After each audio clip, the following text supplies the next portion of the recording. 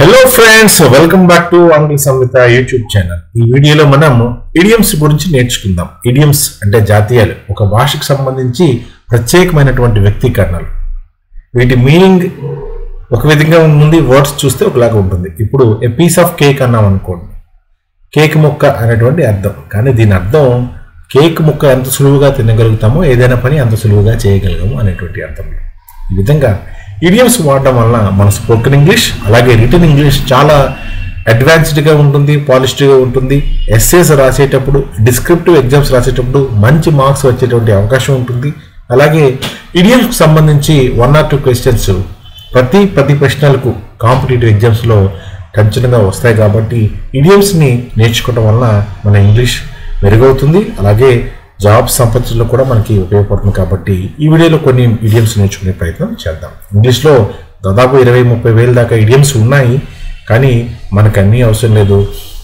దైనందిన జీవితంలో మనం వాడేటువంటి కొన్ని ఇడియమ్స్ని నేర్చుకునే ప్రయత్నం చేద్దాం. ఏ పీస్ ఆఫ్ కేక్ అంటే మనం ఆల్రెడీ చెప్పడం జరిగింది, చాలా సులువుగా చేయగలిగేటువంటి పని. Something that is very easy. This grammar test was a piece of cake for my students. Keep your chin up. Keep your chin up అంటే stay positive in a difficult situation. ఎటువంటి క్లిష్టమైన పరిస్థితుల్లో కూడా ధైర్యంగా ఉండడం. MS ధోని ఉండేవారు, ఆయన captain of India, super. అతను ఎటువంటి సిచ్యువేషన్లో అయినా కూల్గా ఉంటాడు. Results were not as expected, but keep your chin up and try again. Bite the bullet. ఒక తుపాకీ నుండి దూసుకు వచ్చేటువంటి బుల్లెట్ని మనం పంటితో కరిచేటువంటి ధైర్య సాహసం కలిగి ఉంటాం అన్నమాట. అంటే ఎటువంటి విపత్కర పరిస్థితుల్లోనైనా అద్భుతంగా తెగువను చూపించడం. To face a difficult or unpleasant situation bravely. I finally bit the bullet and started preparing for the exam seriously. It's raining cats and dogs. కుక్కలు పిల్లులు వర్షించడం ఏంటండి అంటే కొండపోతగా వర్షం పడ్డం అన్నమాట. Heavy downpour. It's raining cats and dogs అంటే విపరీతంగా వర్షం పడ్డం. It's raining very heavily. We cancel the picnic because it was raining cats and dogs. Cut to the chase. Cut to the chase అంటే to get to the main point quickly. సూటిగా సుత్తి లేకుండా అసలు విషయానికి వచ్చేస్తే దాన్ని కట్ టు ద చేస్ అంటాం. Let's cut to the chase and discuss your final decision. మన next idiom a blessing in disguise అంటే ఏదైనా షాప్ రూపంలో ఉన్నటువంటి వరం అన్నమాట. అది ఎలా అంటే something that seems bad at first but turns out to be good. మనకేదో ముందు ఒక ఉద్యోగం పోతుంది, చాలా బాధపడతాం, కానీ ఆ తర్వాత అంతకంటే మంచి ఉద్యోగం వస్తుంది. ఒకవేళ ముందు వచ్చినటువంటి చిన్న ఉద్యోగంలో జాయిన్ అయినట్లయితే టైం లేకపోవడం వల్ల చదవలేం, కాబట్టి పెద్ద ఉద్యోగం రాకపోయి ఉండేది. Losing that job was a blessing in disguise. It pushed me toward a better career. A dime a dozen. ఇబ్బడి ముప్పడిగా, very common and not special. Cheap mobile games are in a dime a dozen these days. ఎక్కడ పడితే అక్కడ విచ్చలవిడిగా ఇబ్బడి ముప్పడిగా దొరికేటువంటి వస్తువుల్ని dime a dozen అంటాం. Beat around the bush. సుత్తి కొట్టడం, వచ్చిన విషయం మాట్లాడకుండా ఏదేదో చెప్పడం. Avoid saying what you really mean. Stop beating around the bush and tell me the truth. Better late than never. ఆలస్యమైనా పర్వాలేదు, కానీ అసలు చేయకపోవడం కంటే లేట్గా అవడం మేల్ అన్నది అర్థంలో మనం చెప్తాం. It is better to do something late than not do it at all. మనకి స్పోకెన్ ఇంగ్లీష్ రాదు, ఇంగ్లీష్ గ్రామర్ రాదు, లేట్ అయ్యింది పర్వాలేదు, నేర్చుకోకపోతే జీవితాంతం నేర్చుకోకుండా ఉంటాం. అలా కాకుండా లేటుగానైనా మనం ప్రారంభించినట్లయితే we start learning it. He join the English course after 2 months but better late than never. Break a leg. ఇరగదీసే అంటాం. అర్థంగా ఇక్కడ కూడా బ్రేక్ ఏ లెగ్ అంటే గుడ్ లక్ అని చెప్పడం, బాగా పర్ఫామ్ చేయని చెప్పడం. You're going on stage now, break a leg. దీన్ని itself as a wish, ఏదైనా ఒక శుభసూచనగా ఎవరికైనా మనము విష్ చేయడానికి వాడతాం. తదుపరి పెర్ఫార్మెన్స్ ఇది బ్రేక్ ఏ లెగ్, ఇరగదీసే సామి అంటాం కదా, ఆ టైప్లో వాడతాం. Call it a day. Call it a day అంటే పని ఇక్కడితో విరమించుకుందాము అని చెప్పడం. Stop working on something for now. Often used after long period of work. మనం మార్నింగ్ నుండి ఈవినింగ్ దాకా పని చేసి అలసిపోయిన తర్వాత we have finished 3 chapters. Let's call it a day. ఇక ఇక్కడతో ఆపేద్దామని చెప్పడానికి మనం let's call it a day అంటాం. కట్టింగ్ కార్నర్స్, అంచులు కత్తిరించడం అన్నమాట. అంటే doing something in cheap or lazy way to save time or money. Time ఎగ్గొట్టడానికి కానీ డబ్బులు ఎగ్గొట్టడానికి ఏదైనా పని బద్ధకంగా నిరాశాజనకంగా చేస్తూ ఉన్నామంటే దాన్ని కట్టింగ్ కార్నర్స్ అని అంటాం. The builder was clearly cutting corners, so the wall cracked. Easy does it, నిదానంగా వెళ్ళరా స్వామి అంటాం కదా, అది slow down, be gentle or careful. Easy does it while carrying that glass board. Get out of hand, అదుపు తప్పిపోవడం. To become out of control. The discussion got out of hand and turned into an argument.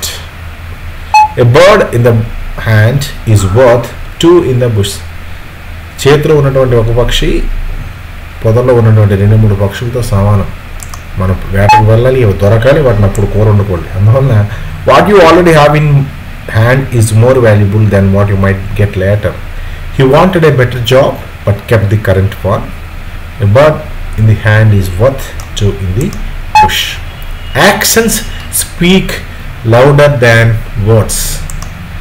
దీని అర్థం what people do is more important than what they say.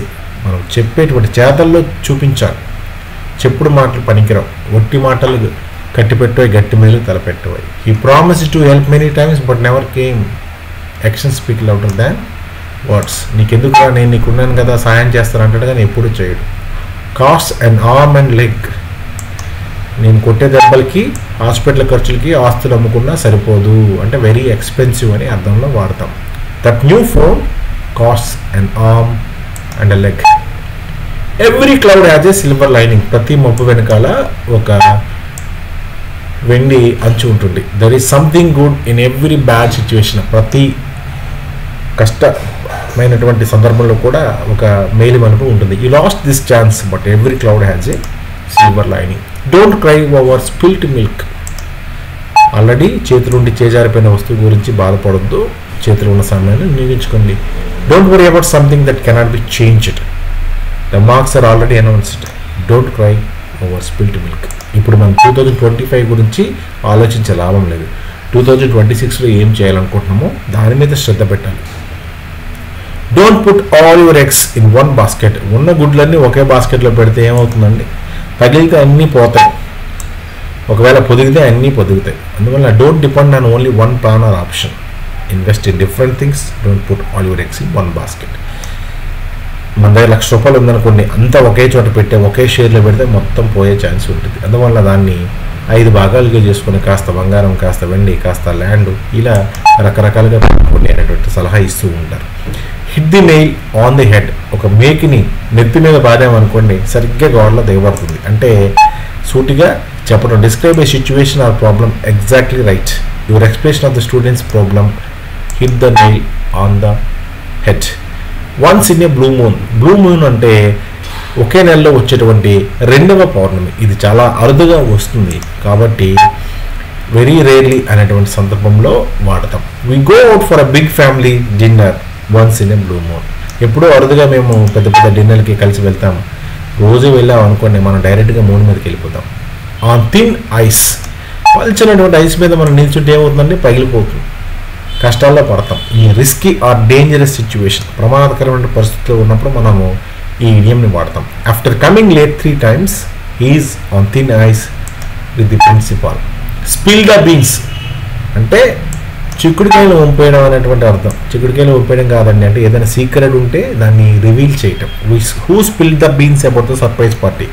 మరి surprise party ఇద్దాం అనుకున్నాను కదా, కానీ surprise కాదు, అందరికీ తెలిసిపోయింది. ఎవరి రహస్యాన్ని చెప్పారు? The ball is in your court. బంతి ఇప్పుడు నీ కోర్టులో ఉంది, నీ డెసిషనే. It is your turn to take action or make a decision. I have explained all the options. Now the ball is in your court.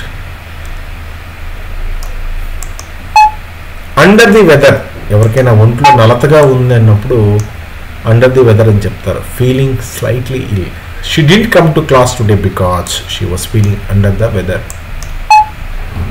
On the ball అంటే కరెక్ట్గా చేయడం.